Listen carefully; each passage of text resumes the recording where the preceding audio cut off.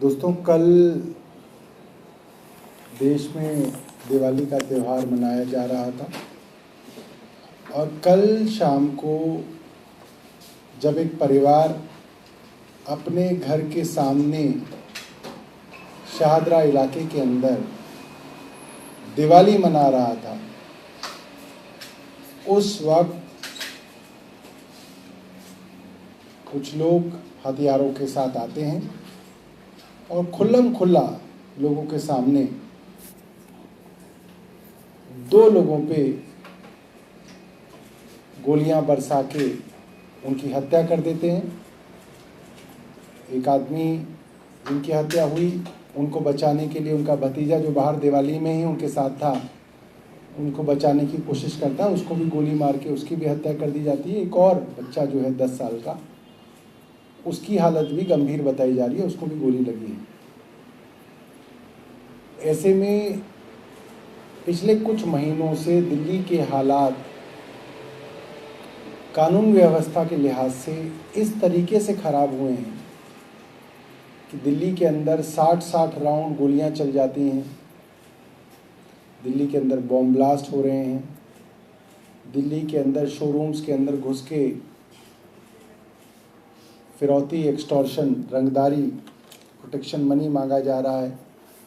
20-20, 22-22 गोलियां कारों के शोरूम में चल रही हैं, होटलों के मालिकों के ऊपर गोलियां चल रही हैं, मिठाई की दुकान के अंदर घुस के 2 करोड़ रुपए मांगे जा रहे हैं, गोलियां चलाई जा रही हैं। ऐसा माहौल देश की राजधानी दिल्ली में कहीं नहीं था। 2 दिन पुरानी मैं आपको फ्रंट पेज की खबर दिखा रहा हूँ अंग्रेजी अखबार की, जिस अखबार में ये लिखा है कि दिल्ली के अंदर 2 बड़े गैंग तो एक्टिव हुए ही थे, अब एक तीसरा बड़ा गैंग भी दिल्ली के अंदर एक्टिव हो गया। ये अखबार की खबर है जो मैं आपको बार बार कह रहा था। Delhi cops are on their toes with the initial investigation into firing incident at a businessman's house in northwest Delhi's Rani Bagh, pointing towards the possible involvement of Bambia syndicate. This marks a third entrant into Delhi's mafiadom, which is already plagued by Lawrence Bishnoi and Himanshu Bhau gangs. तो ये अंग्रेजी अखबार के पहले पन्ने की front page की खबर है 2 दिन पहले कि दिल्ली तो पहले ही परेशान थी, जहां आपने कभी नहीं सुने होंगे इतने इस तरीके के जो बड़े बड़े गैंगस्टर्स मैंने आपको बताए, ये मुंबई जैसे इलाकों के अंदर सक्रिय हुआ करते थे, जिसके ऊपर कई अंडरवर्ल्ड की खबरें चला करती थी कि बॉलीवुड के लोगों से पैसे की वसूली की, बिल्डर से पैसों की वसूली की।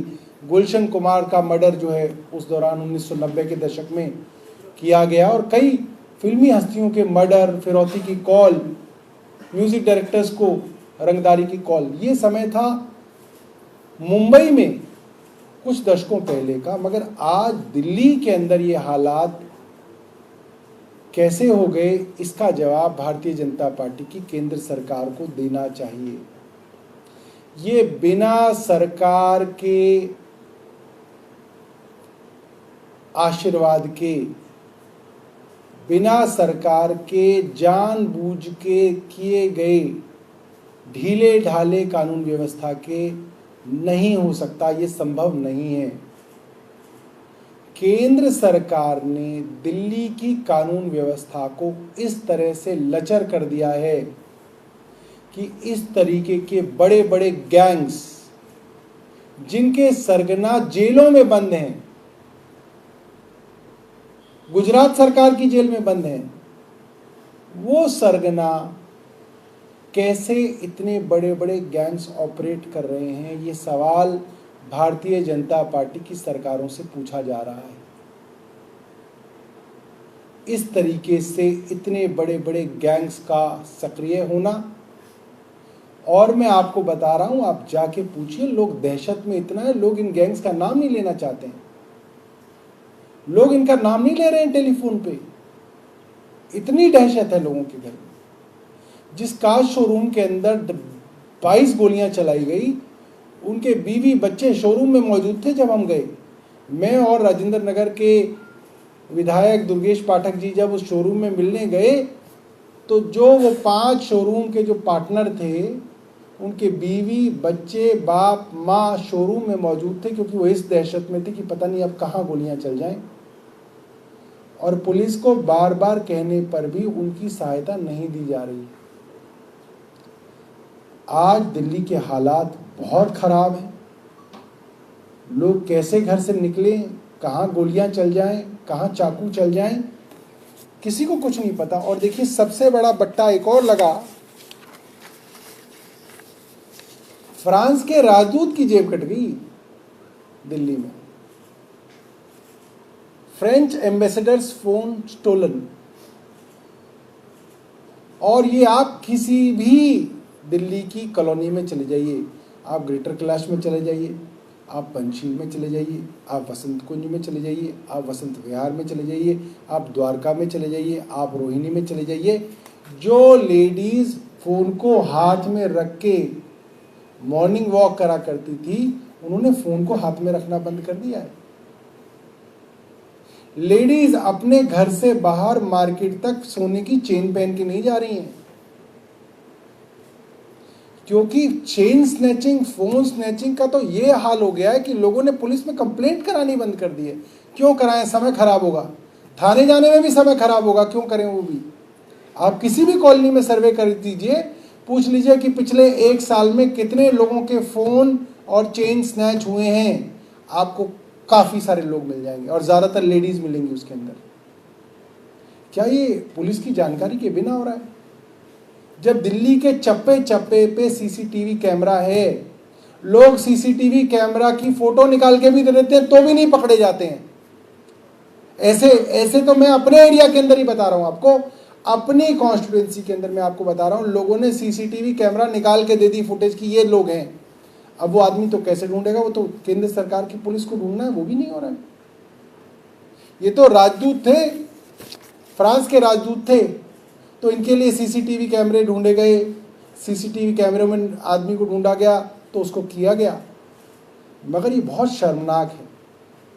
जो फ्रांस के राजदूत हैं, उन्होंने जब फ्रांस में बताया होगा तो हमारी क्या छवि बनी होगी पूरे के पूरे यूरोप के अंदर, कि यहाँ पे फ्रांस के राजदूत जो है वो इनका बाजार घूमने गए, उनका फ़ोन चोरी हो गया। और इस पर केंद्र सरकार का कोई जवाब नहीं आता, कोई बयान नहीं आता। कहते भाई ये तो ऐसे ही है, तो ऐसे ही चलेगी, कोई जवाबदेही नहीं है। इनके सांसदों से पूछ लीजिए, वो हाथ उठा देते हैं। इनके मंत्रियों से पूछ लीजिए, वो हाथ ही नहीं आते हैं। इनके एलजी से पूछ लीजिए, वो तो हर चीज़ के एक्सपर्ट हैं, सिवाय उनका जो काम है उनको वो ही नहीं आता, बाकी सब चीज़ों के एक्सपर्ट हैं। वो पेड़ काटने की परमिशन कौन देगा नहीं पता उन्हें, मगर बाकी सब चीज़ के वो एक्सपर्ट हैं। तो कोई तो बताए दिल्ली वालों को, भाई आपसे अगर दिल्ली की कानून व्यवस्था नहीं संभल रही, आप क्या दिल्ली चलाएंगे? आप तो बोलते हैं कि हम दिल्ली चलाएंगे, हमें दिल्ली वाले एक मौका दे। इसीलिए दिल्ली वालों ने इनको 27 साल से मौका नहीं दिया, क्योंकि जिस चीज़ का मौका दिया इनको ना ट्रैफिक संभला इनसे, ना इनसे लॉ एंड ऑर्डर समझा। और ये बहुत शर्म की बात है। कोई आपके पास सवाल है तो आप पूछ सकते हैं। सर, खड़गे जी का एक बयान आया था कि कर्नाटक सरकार को बता रहे थे कि वादे वही करने चाहिए, इस पर बीजेपी भी कह रही है कि अब तो कह ही रहे थे कि राहुल गांधी इस तरीके से खटाखट वाला बयान देते हैं, उनको वापस लेना चाहिए। आम आदमी पार्टी पर भी रविशंकर प्रसाद ने भी प्रेस कॉन्फ्रेंस की उन्होंने कहा कि अरविंद केजरीवाल तो सीधा घोषणा कर देते हैं, मिले चाहे ना मिले। इस पर आपका क्या कहना है, फ्री पीस को लेकर? देखिए, मैं आपको ये कह सकता हूँ कि 2014 में हमने कुछ वादे किए थे और 2014 में प्रधानमंत्री जी ने कुछ वादे किए थे। दोनों वादों की लिस्ट बना ली जाए और जनता के सामने रख दी जाए, हमें इसमें कोई एतराज़ नहीं है। यमुना की बात करेंगे तो हम गंगा की भी बात करेंगे।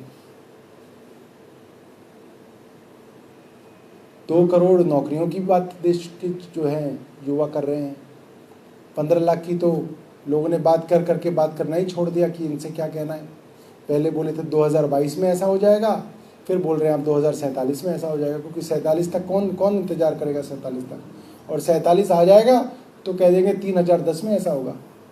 उसमें तो कोई कहने वाली कोई बात ही नहीं है, कुछ भी कह सकते हैं। और कोई सवाल आपका? सर, आप कह रहे हैं कि सेंटर के पेट्रोनेज के बिना इस तरह से टैंक्स ऑपरेशनल नहीं हो सकते दिल्ली में, तो वो लिंक कैसे कनेक्ट कर रहे हैं? देखिए, गुजरात की जेल के अंदर कैद गैंगस्टर्स, दिल्ली की जेलों के अंदर कैद गैंगस्टर्स, जिसका दोनों का प्रशासनिक कंट्रोल जो है वो भारतीय जनता पार्टी की केंद्र सरकार और गुजरात सरकार के पास है, वो कैसे ऑपरेट कर रहे हैं? वहां तो फोन तक ले जा ही नहीं जा सकते, जैमर लगे हुए हैं। तो ये कैसे हो पा रहा है? ये तो केंद्र सरकार को बताना पड़ेगा।